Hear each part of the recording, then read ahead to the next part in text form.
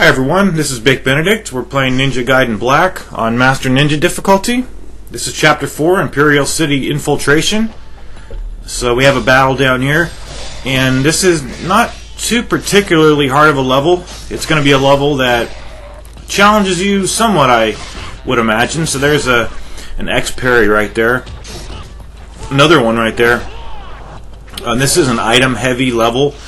And what I mean by that is that there's a lot of loot to pick up, a lot of Golden Scarabs, several Life of the Gods, a Spirit of the Devils, and a lot of battles.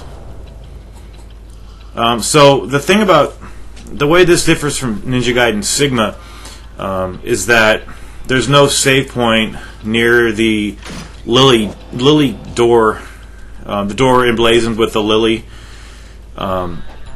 So what you have to do is where I started this chapter in the beginning of this video is the save point that you're going to have to backtrack to continually. And that's what I meant in the first video when I said that this game is not really harder than Ninja Gaiden Sigma. It's just a lot less convenient. And that's one of the reasons why it's less convenient, the save points. And that it's not even a hard issue. It's just that you're inconvenienced by having to run back farther than you would ordinarily have to. So here's a fight over here. It's going to trigger. You're going to have some guys shooting rocket launchers. No, these are grenade launcher guys. So just deal with these guys in the accustomed fashions. Get your parries down.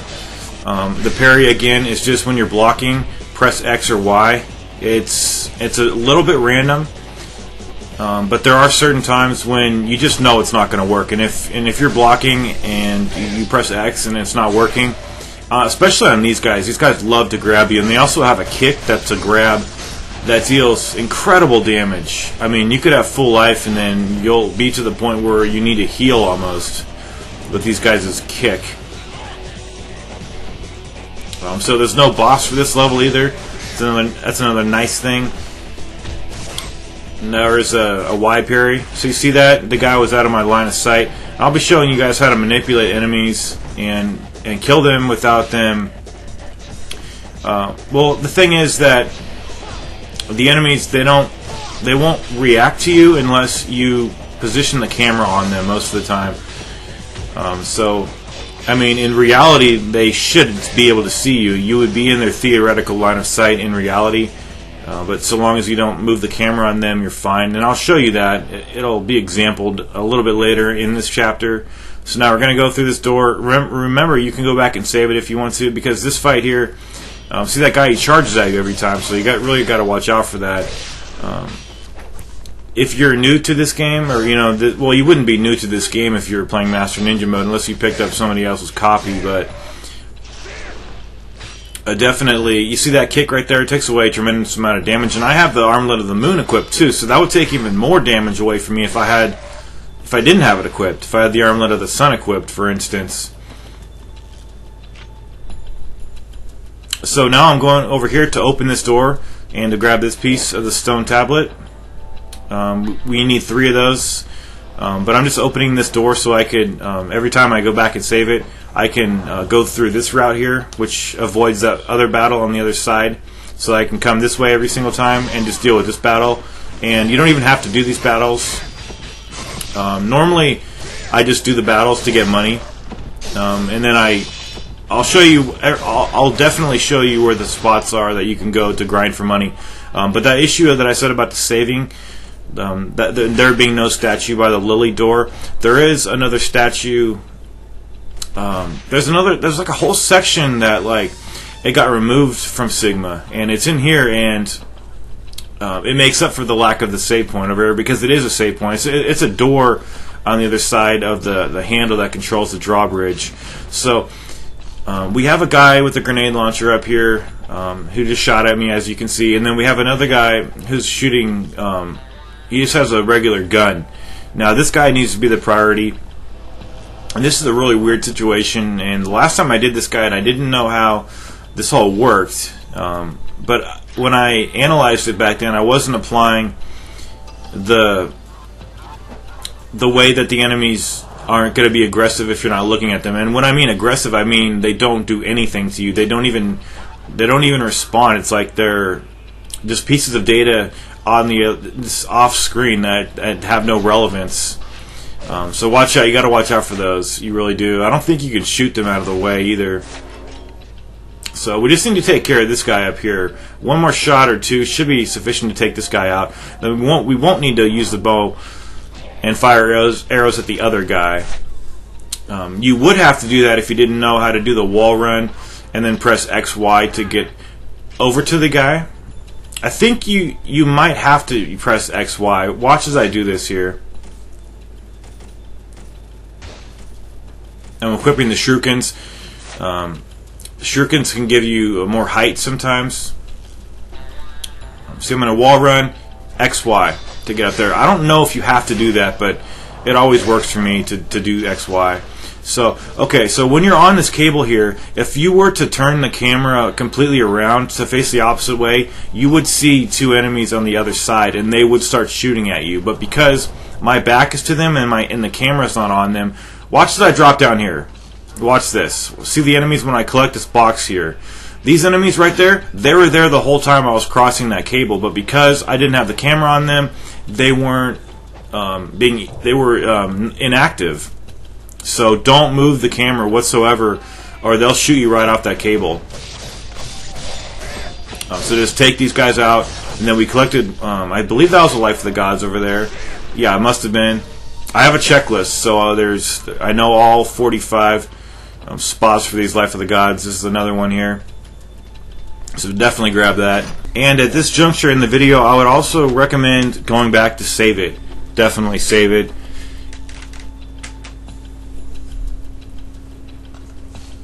So we're going to go through this door right here, and there's not going to be any enemies currently.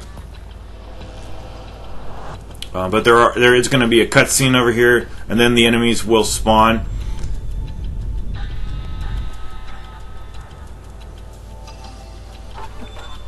Okay, but okay, yeah, the little cutscene was for Maramasa, so make sure you buy some items, and then when you come over here to try to pull this lever, it's not going to let you pull it. And then, so if you tried to pull that lever, I don't know why I called it a lever right there, but if you try to pull that thing, it's just not going to have the little message that says interact with everything, so you can't interact with it until you clear all these guys.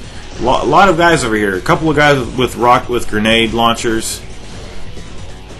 And you could pretty much do these confrontations in whatever order you want to. I mean, this is pretty linear. This progression of events over here is pretty linear, but I mean, you could get the things that I'm going to be doing next can be dealt with in different ways. But if you just strictly want to follow my lead, go for it. So you see I got the Azuna drop now. Got a pair of guys killed right there. And trying to do a charge, but I got interrupted. Your charge will get interrupted by anything in this game. Anything and everything. So it's definitely not like Ninja Gaiden 2 and Ninja Gaiden Sigma 2, where you can get shot up considerably and never lose your charge. They have a different mentality for it in this game. Wow, see that kick? That's a very damaging kick right there. But just remember, you can go back and save it whenever you wish. In the next chapter, we will be able to open the drawbridge door and have a save point in this venue over here, so it's not going to be too bad. The save point is actually going to be to the left beyond the door with the red orbs on it. I don't know what those are. There's circles or something right there. Yeah, the 3 red circles. We can't open that door right now, otherwise I would open it. So you saw that I got an elixir of spiritual life right there. You can also go to the right and engage that battle, but I'm just going to go this way here because I was trying to open this with the lever first. Now I'm just going to continue what I was setting out to do. So, the next thing we're going to do over here is we're going to grab this Golden Scarab to the left. It's in this trough right here, this water trough. And we can't go. You need the Dabalacro or the Warhammer to open that door, or an Incendiary Shuriken, all of which we don't have right now. So do your wall run up here somersault backwards, and then over here I was trying to find the tripwire point. I didn't know it was by the stones. I thought it was closer to the treasure box, and I could have got the treasure box first.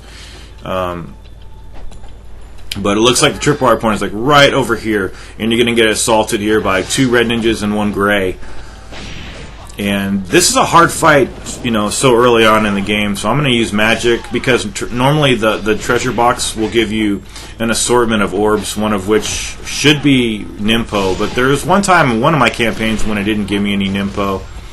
So I think that all the money it gives you, it's around $5,000, maybe $3,000. You know, if you're on these harder difficulties. Yeah, it's probably something like $2,500 to $3,000. So those stones will lead to a fiend challenge later in the game.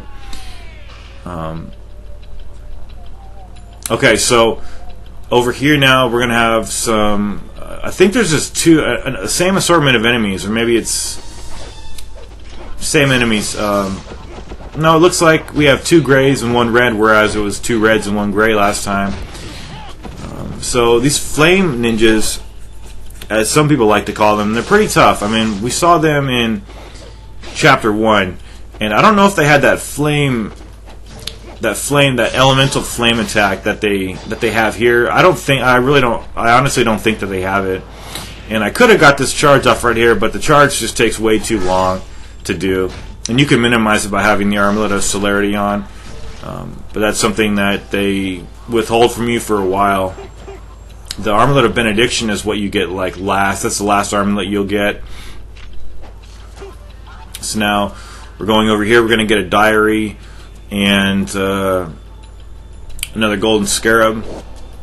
So I believe this Golden Scarab may be the 5th one. And I'm actually going to, because you're going to need a ticket to go into Han's Bar, and I'm going to leave my shopping in and the transaction with Muramasa to see what he gives us for collecting 5 Golden Scarabs. Okay, see this? I'm going to jump down here. Now these guys, I'm in their theoretical line of sight, but because I'm not looking at them with the camera, they're not charging me. See? And then when I look at them with the camera, they charge me. That's the way to manipulate these enemies and get a ton of money. So once we open that door with the red orbs on it, you can come over here, or you can come in from any direction and just... pretty much how it works is that you could always kill the first guy. The first guy will always rush you, and you can always get a UT on him, and then collect the orb from that kill, and then try to Azuna drop the second foe. And ideally, you want the second foe to give you blue essence, and then you use that blue essence to kill the third foe. That's how you get the most money. But if like this circumstance occurs here, you just get the orb for health. So there's another battle coming up. We're going to do. We're going to fight some more flame ninjas. Okay. Oh yeah, I forgot about this. The reason I'm going up here is because I'm going to interact with the monolith. Or it's not a monolith. In this game, it's just the Xbox logo and a Windmill Shuriken. The odd thing about this is that the Windmill Shuriken is here on every difficulty except hard mode. If you're playing on hard mode, don't be confused. It won't be there for you on hard mode. It's just the way the game disperses things. Yeah, I was really curious about that. So I believe there's a cutscene up here, and thankfully in this version there's no guys on motorcycles, so you have to kill here. But we need a ticket there, and in Sigma, the guy on the motorcycle, he says something like, "You need a ticket for or welcome to the party." There's no need. You don't need to get a ticket on Sigma. So I would rather need to get a ticket than fight those guys on the motorcycles because they're extremely annoying. Here I'm going to do the same technique where I know the enemies are over there. I'm going to charge up, and then once I get a blue charge or an ET, I'm going to let loose on that UT, and then here comes the second guy. Collect my orb, because that's a very valuable orb right there. That's a result of a UT kill. The reason I went over on Pleasure Street is that you can go up there and get your health and your mana restored every single time. So there's a guillotine throw. I purchased that scroll. And now we're going to get our Spirit of the Devils, but we're going to have to face some enemies. These are skippable enemies. but you could. I think the red ninjas who jump down on you too. It's all skippable. There's a lot of skippable stuff in this game because it's really an open world. It is an open world game, a non-linear, action game. That was a good charge. I didn't think I would get that charge, but fortunately I got it. Okay, so now we're going to go over here. You're going to get a cutscene with, I think you fight 3 fire ninjas, or red ninjas. So guillotine, throw that guy. These are probably the equivalent of the IS ninjas in Gaiden 2. I mean, they're a lot different. I mean, they've got swords instead of the claws. And they don't spam the incendiary shurikens, but they have incendiary shurikens. So they love to grab you too, so be very careful if you're trying to parry their attacks. Normally it's not worth it to parry those guys, just because they grab too frequently. So there's the Spirit of the Devils. Now we have 2 flames in our key gauge. Now we can also go back to that Xbox logo and fill up our key gauge. No need to spend $10,000 to buy 2 low magic potions when we could just get it all for free. So this transaction up here, you need to get the ticket to enter Hans Bar. You just need to go in here and buy something. It could be anything. You can just give him $10 for some arrows, and he'll give it to you. So I'm going to talk to him, and it says 6 right there, but that's the reward for giving him 5 Golden Scarabs. So now I'm just going to do a little bit of shopping, and then once you cancel out of all of this menu, he's going to say, he forgot to give you the ticket, so here's the ticket. It happens every single time, so you don't need to worry about this never not working for you. So I'm going to exit the menu right here, and that's what he says. There's the free gift. We have our ticket to Hans Bar, and that's going to be it for the video. We're just going to go down Pleasure Street again. You may want to save it over here, because we're going to be assaulted with fire ninjas. And I'm not sure if you can skip these guys. Whether you wanted to sprint past them, if you would trigger the cutscene, that would end the level. I don't know for certain about that. I'm sorry. But with those guys killed, I'm going to go up here. Don't go up. Oh no. Yeah, I think if you go up too far, you're going to trigger the end of the level. But that's it for the level. I'm going to heal myself, and then you don't need to save it. I don't even think you can save it at that save statue, but that's the end of the level.